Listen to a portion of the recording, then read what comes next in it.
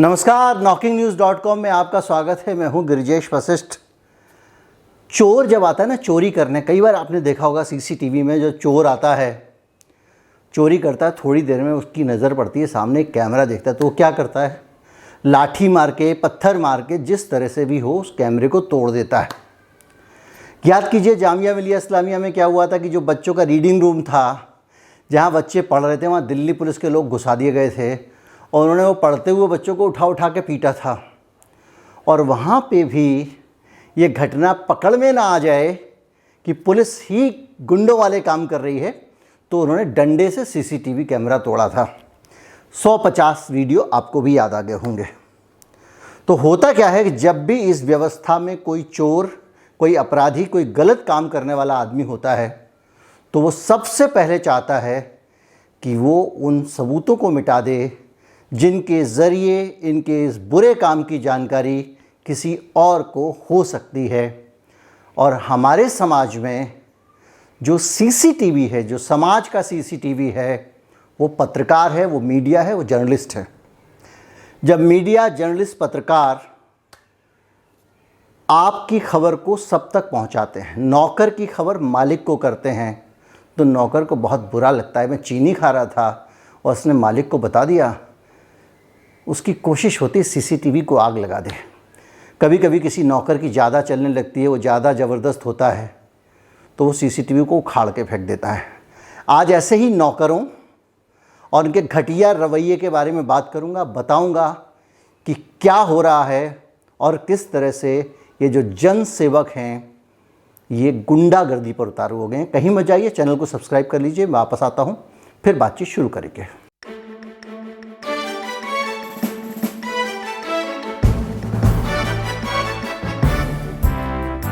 आज हम बात करेंगे कि किस तरह से उत्तर प्रदेश में लगातार और सबसे ज़्यादा घृणित तरीके से पत्रकारों की आवाज़ दबाने की कोशिश हो रही है। आज मैं आपको बताऊंगा कि किस तरह से एक सरकार को लोकतांत्रिक संस्थाओं की रक्षा करनी चाहिए, उसकी जगह वो सरकार के घटिया कर्मों की पोल खोलने वालों को दंडित करती है और उनके साथ में अत्याचार करती है। मैं आपको बताऊंगा कि किस तरह से उत्तर प्रदेश में बहुत सारे पत्रकारों की हत्या कर दी गई है, बहुत सारे पत्रकारों को झूठे मुकदमों में जेल में डाल दिया गया है, सरकार की पोल खोलने वालों को दंडित किया जा रहा है। पूरा खाका बताऊंगा और बातचीत शुरू करते हैं बलिया की उस घटना से जो सबसे ताज़ा है। ये तस्वीरें जो आप देख रहे हैं, इन तस्वीरों में बलिया के पत्रकार हैं जो सड़कों पर उतर आए हैं और बैनर लेकर प्रदर्शन कर रहे हैं और उनका आरोप है, उनकी मांग है कि बलिया के पेपर लीक की खबर छापने वाले पत्रकारों को रिहा करो। 3 पत्रकार हैं जिन्होंने अपने अखबार में इस खबर को छापा था। ये खबर जो है वो अमर उजाला अखबार में छपी थी। उनके एक किसी रिपोर्टर ने उस खबर को भेजा था। उन्होंने जांच की और ये बड़ा अचरज भरा लगा कि एक परीक्षा के पर्चे लीक हो गए हैं और वो पर्चे खुद अखबार के दफ्तर में पहुंच गए। जब अखबार के दफ्तर में पर्चे पहुंचे, खबर लीक हुई तो प्रशासन को बहुत बुरा लगा क्योंकि इसकी पोल खुल गई थी। ये ठीक वैसे ही हुआ, आपको गोरखपुर का डॉक्टर कफील का मामला याद होगा, जब सरकार की काहिली के कारण ऑक्सीजन नहीं खरीदी गई थी बच्चों के अस्पताल में, बच्चे तड़प तड़प कर मर रहे थे तो एक डॉक्टर अपनी जेब से ऑक्सीजन खरीद के लाया था और बच्चों को जिंदा रखने की और बचाने की कोशिश कर रहा था। उत्तर प्रदेश में गोरखपुर योगी आदित्यनाथ जो वहाँ के मुख्यमंत्री हैं उनका इलाका है और वहाँ पे कोई आदमी अपना नाम कैसे कर ले, वो भी खास धर्म का, तो वो उसके पीछे पड़ गया, उसका बहुत उत्पीड़न हुआ। और उसी तरह से इन 3 पत्रकारों का उत्पीड़न हो रहा है। इनको उठा के ले गए हैं, जेल में डाल दिया है और वहाँ का डीएम ना तो उसने कैसे आईएएस किया, ना तो उसको डेमोक्रेसी की समझ है, ना उसको कॉन्स्टिट्यूशन की समझ है, ना उसको संविधान पता है, ना उसको प्रेस की आज़ादी के बारे में पता है और ना प्रेस की भूमिका का ज्ञान है। या तो उस कलेक्टर अज्ञानी है या वो ऊपर के दबाव में काम कर रहा है, क्योंकि कई बड़े लोगों और ख़ासतौर पर मंत्रियों के नाम इस पेपर लीक कांड में आ रहे हैं और बताया जा रहा है कि एक मंत्री के दफ्तर से ये पर्चे बाहर आए थे। जहाँ तक पेपर लीक होने का सवाल है बीजेपी शासित राज्यों में पेपर लीक होना एक सामान्य बात है। अक्सर और सरकारी नौकरियों में भर्ती नहीं करने का ये एक राजनीतिक तरीका है। वैकेंसी निकालो, पेपर लीक कर दो, वैकेंसी टाल दो, आपको लोग नहीं रखने पड़ेंगे, तनख्वाह भी नहीं देनी पड़ेगी और छात्रों को भी नहीं लगेगा जगह नहीं निकल रही। इस तरह के बहुत सारे मामले हैं।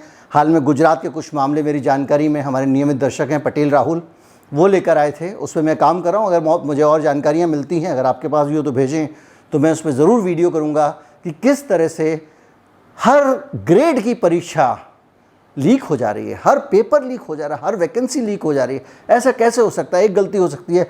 बहरहाल पत्रकारों के उत्पीड़न की बात हो रही है, तो मैं आपको बता रहा हूँ, committee against assault on journalist की एक रिपोर्ट आई जो बता रही है कि 2017 से अब तक उत्तर प्रदेश में 48 पत्रकारों पर शारीरिक हमले हुए हैं। जो अपराधी होते हैं, जो नेताओं के खास लोग होते हैं, और पुलिस भी कई बार हिस्ट्री शीटर्स का इस्तेमाल करके पत्रकारों पे हमले कराती है, उनकी हत्याएं करवा देती है। इस तरह के मामले आए हैं।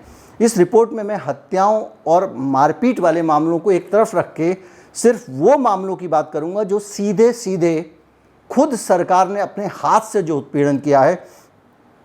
इसमें बताया गया है कि 66 पत्रकार ऐसे हैं उत्तर प्रदेश में जिनके खिलाफ या तो केस दर्ज हुआ है या उनकी गिरफ्तारी हुई है। ये खबर पढ़ के, इतना सुन के बहुत सारे लोगों के मन में ये चीज़ आ सकती है कि भैया क्या पत्रकार आदमी नहीं होता क्या, और पत्रकार क्या वीआईपी है जो उसके खिलाफ केस नहीं होगा? सबके खिलाफ होता है, तो पत्रकार के खिलाफ भी होता है। लेकिन यहाँ पर ही ये जानना ज़रूरी है कि इसको क्यों और किस मामले में मुकदमा दर्ज किया गया है।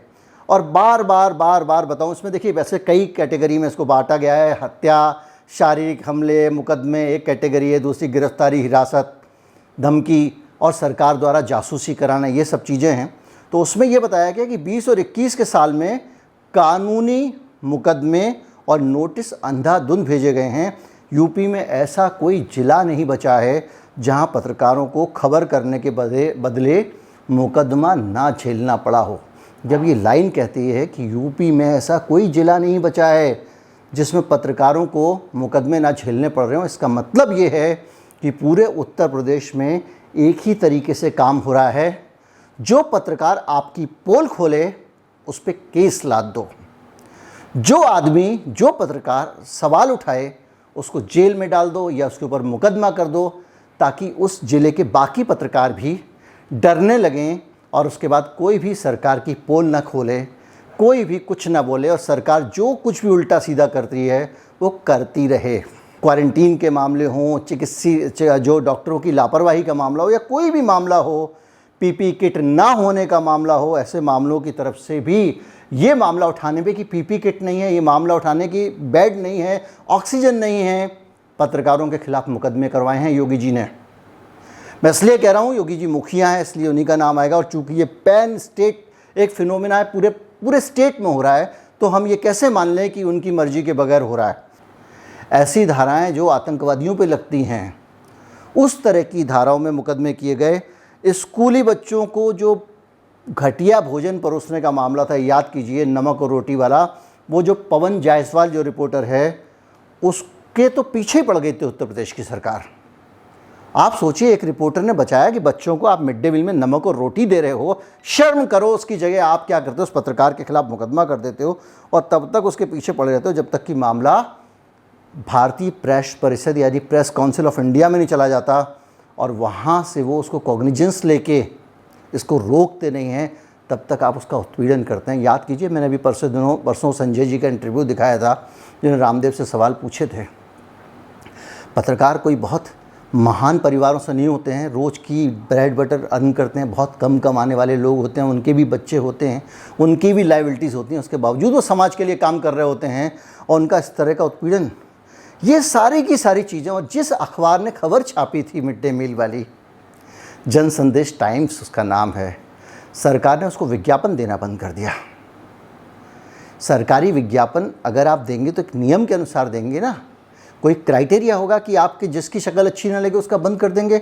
ये घटना रिकॉर्ड पे सर्वे में आई है और उसके कुछ ही दिन बाद में आजमगढ़ में आंचलिक पत्रकार संतोष जायसवाल को 7 सितंबर 2019 को इस बात के लिए मुकदमा झेलना पड़ा, क्योंकि उसने ये बताया कि जो प्राइमरी स्कूल है उसमें बच्चों से ज़बरदस्ती कैंपस की सफाई करवाई जा रही है और इसको मामला उन्होंने उजागर किया।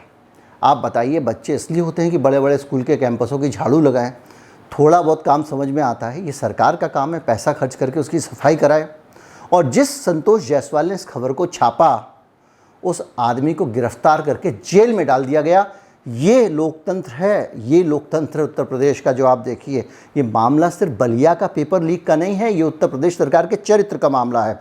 और मैं आपको मामला बताता हूँ, कोविड जब आया था और कोविड के दौरान जब लॉकडाउन का मसला हुआ, तो उस लॉकडाउन के दौरान बिगड़े हुए हालात बताने वाले कम से कम 55 पत्रकारों और संपादकों के खिलाफ मुकदमे दर्ज हुए और उन्हें गिरफ्तार किया गया। याद कीजिए, जब ऑक्सीजन के बगैर तड़प रहे थे लोग, तो योगी आदित्यनाथ ने सीधे वार्निंग जारी की थी कि जिस भी अस्पताल ने ये कह दिया कि उसके ऑक्सीजन नहीं है, उसका लाइसेंस कैंसिल हो जाएगा। कहा यह गया था कि झूठ कह दिया कि ऑक्सीजन नहीं है, लेकिन अस्पताल वाले समझ गए थे और उन्होंने रिपोर्टिंग बंद कर दी। जो मीडिया सवाल उठा रहा था कि लाशें दफनाई जा रही हैं, लाशें नदी में बहाई जा रही हैं, उनका अंतिम संस्कार नहीं हो रहा है, सामूहिक अंतिम संस्कार हो रहे हैं, सारी तस्वीरें आपने देखी। लेकिन जिन लोगों ने इन बातों को उठाया, ऐसे 55 पत्रकारों के खिलाफ मुकदमा या तो दर्ज हुआ या उन्हें गिरफ्तार कर लिया गया। ये जानिए उत्तर प्रदेश के पत्रकार कैसे आपको खबरें पहुंचा रहे हैं। आमतौर पे आप गोदी मीडिया और बिकाऊ मीडिया और ये मीडिया प्रेस्टिट्यूट शब्दों का इस्तेमाल करते हैं। भगवान के लिए जब इन शब्दों का इस्तेमाल कर रहे हो तो एक चीज़ याद रखिए कि जो ज़मीन पे काम करने वाला आप पत्रकार है, वो और जो अखबार और मीडिया चैनलों के मालिकों के बीच में अंतर करना सीखिए। उन दोनों में बहुत अंतर है और सबसे ज़्यादा जो आंचलिक और क्षेत्रीय पत्रकार हैं वो उसके लिए निशाना बनाए जाते हैं, क्योंकि वो लोग ज़मीन पे काम कर रहे हैं, वो लोग जुनून के साथ काम कर रहे हैं, वो लोग 12 घंटे 14 घंटे काम करते हैं। उनके पास एयर कंडीशनड ऑफिस नहीं होता है, उनके पास सिर्फ एक जज्बा होता है समाज के खिलाफ कुछ करना है। scroll.com, अगर आप बड़े अखबारों की बात करें तो उनकी संपादक सुप्रिया शर्मा के खिलाफ बनारस के जिला प्रशासन ने दबाव बनाकर SC/ST कानून के तहत मुकदमा दर्ज करा दिया और बहुत सारी IPC की धाराएं उनके ऊपर लाद दी गई। किसके ऊपर? सुप्रिया शर्मा के ऊपर। सुप्रिया ने डोमरी गांव है वहाँ पर एक, उसके लोगों की स्थिति की जानकारी दी थी और गांव वालों के हवाले से बताया था कि लॉकडाउन के दौरान किस तरह से स्थिति और बिगड़ गई है। लॉकडाउन के दौरान मैंने बार बार कहा कि ये मिसमैनेजमेंट कोरोना का है और गांव में से एक, जिसे आदर्श ग्राम योजना के तहत PM मोदी ने गोद लिया हुआ था, वहाँ क्या कुप्रबंधन हो रहा है, ये सुप्रिया शर्मा ने एक्सपोज किया। अब मोदी जी का गोद लिया हुआ गांव एक्सपोज कैसे कर दोगे? तो सुप्रिया शर्मा के खिलाफ मुकदमा दर्ज हो गया और उनके बहुत सारे मामलों में पत्रकारों के परिवार वालों का भी उत्पीड़न किया गया ताकि वो डर के मारे उसको रोक लें। एक यंग भारत न्यूज़ पोर्टल है, उत्तर प्रदेश के उरई से चलता है और वहाँ के संपादक है संजय श्रीवास्तव। 35 साल तक बड़े अखबारों के ब्यूरो चीफ रह चुके हैं, एक मैच्योर पत्रकार हैं, यानी उनको पता है कि काम कैसे होता है और कैसे करना चाहिए। और संजय श्रीवास्तव की एक खबर को कलेक्टर साहब ने कहा कि ये तो मेरी तौहीन है। 25 पुलिस वाले भेज दिए उनके घर पे, जिसने उनके परिवार के लोगों के साथ मारपीट की और लूटपाट भी की। एक ऐसा अखबार जो 35 साल तक बड़े बड़े अखबारों मीडिया संस्थानों में काम कर चुका आदमी है, सीजन्ड पत्रकार है, उसकी खबर से कलेक्टर साहब की यानी DM साहब की बेइज्जती हो गई और उन्होंने 25 पुलिस वाले घर पे भेज दिए जिन्होंने मारा पीटा और सामान भी उठा लाए। ये खबर है फतेहपुर में। केवल उत्तर प्रदेश के मामले बता रहा हूँ मैं आपको। फतेहपुर में बिल्कुल इसी तरह जिला पत्रकार संघ के अध्यक्ष अजय भदौरिया के खिलाफ मुकदमा दर्ज कर लिया गया और उन्होंने जो खबर लिखी थी वो ये थी कि कोविड में गरीबों को भोजन देने के लिए जो कम्युनिटी किचन बनाई गई थी वो बंद हो गई है। गरीब की आवाज़ मत उठाओ, सरकार को अच्छा नहीं लगता है। और उसके बाद उनको आपराधिक षड्यंत्र रचने का केस हो गया उनके ऊपर और उनको गिरफ्तार कर लिया गया और उसके बाद वो गंगा नदी में जल सत्याग्रह में बैठ गए गुस्सा होकर। वो ही नहीं बैठे बहुत सारे पत्रकार फतेहपुर के बैठ गए, उन्होंने विरोध किया।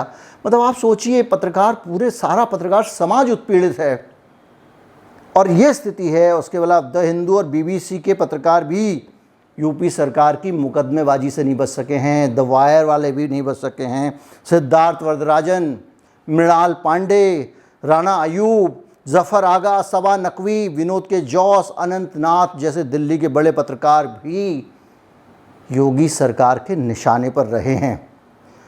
188 अधिनियम 188 के तहत उत्तर प्रदेश में अनेक पत्रकारों को पुलिस ने नोटिस थमाया हुआ है और इतने पत्रकार हैं कि अभी कोई गिनती पता करना मुश्किल है। ये है लिस्ट और ये लगातार चलती जा रही है। और इसको सोचिए कि एक सर्विलांस स्टेट से भी ऊपर का मामला है। आपको पता है, आपकी बाइक में, आपके स्कूटर में सब जगह जीपीएस लगा रही है सरकार, आपकी गाड़ियों में जीपीएस मैंडेटरी कर रही है। हल्द्वानी में एक पायलट प्रोजेक्ट लागू हो गया है, वहाँ पे अब सारे वाहनों में आपको जीपीएस लगाना पड़ेगा। स्कूटर है, बजाज चेतक है, सुपर है, खटारा है, कैसा भी है, और उस पर आपको लगाना पड़ेगा, यानी सरकार आप पे नज़र रख सके। किस दौर में पहुंच गए हम? इस देश में इलेक्शन में कुछ बदलता ही नहीं है। आप कुछ भी बात कर लीजिए, कुछ भी चीज़ें डिस्कस कर लीजिए, कुछ भी होता रहे।